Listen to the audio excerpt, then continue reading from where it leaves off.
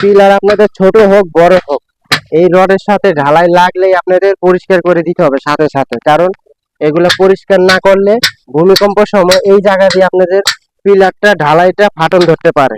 কারণ এখানে আপনাদের রডের সাথে ঢালাইটা মন্ডিং ভালো হবে না, ঢালাইটা রডের সাথে সেটিং হবে না, যার ফলে অবশ্যই এগুলো সাথে সাথে ঘষে মাঝে পরিষ্কার করে দিতে হবে। ওর পাশ থেকে এক সাইড থেকে পরিষ্কার করে আসুন। আচ্ছা, তো ঢালাইয়ের সাথে সাথে কিন্তু আপনাদের এগুলা পরিষ্কার করে দিতে হবে। কারণ এই ঢালাইগুলা যদি দেখা গেছে রডের সাথে লেগে থাকে, তাহলে কিন্তু আপনাদের ঢালাইয়ের যে রডের সাথে যে সেটিংটা হওয়ার কথা ঢালাইয়ের, সেই সেটিংটা পরিপূর্ণভাবে হবে না। তার ফলে অবশ্যই এই ঢালাইগুলো ঢালাইয়ের সাথে সাথে পরিষ্কার করে দিতে হবে।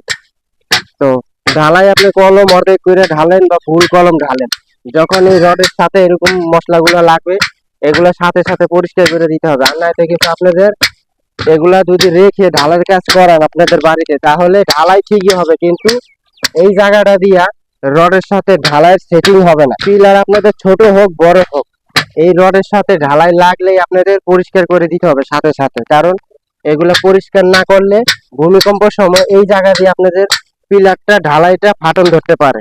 কারণ এখানে আপনাদের রডের সাথে ঢালাইটা মন্ডিং ভালো হবে না। সম্মানীয় দর্শকরা, খুবই একটা গুরুত্বপূর্ণ বিষয়।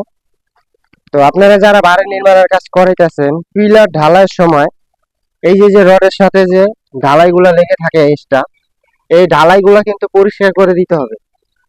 পিলার অর্ধেক করে ঢালাই দেন বা ফুল ঢালাই দেন, এই ঢালাইগুলা যদি পরিষ্কার না করেন, তাহলে কিন্তু যখন পিলারটা ঢালাই হবে তখন কিন্তু এর সাথে মর্নিং ভালো হবে। ওই পাশ থেকে এক সাইড থেকে পরিষ্কার করে আসুন। আচ্ছা, তো ঢালাইয়ের সাথে সাথে কিন্তু আপনাদের এগুলা পরিষ্কার করে দিতে হবে। কারণ এই ঢালাইগুলা যদি দেখা গেছে রডের সাথে লেগে থাকে, তাহলে কিন্তু আপনাদের ঢালাইয়ের যে রডের সাথে যে সেটিংটা হওয়ার কথা ঢালাইয়ের, সেই সেটিংটা পরিপূর্ণভাবে হবে না।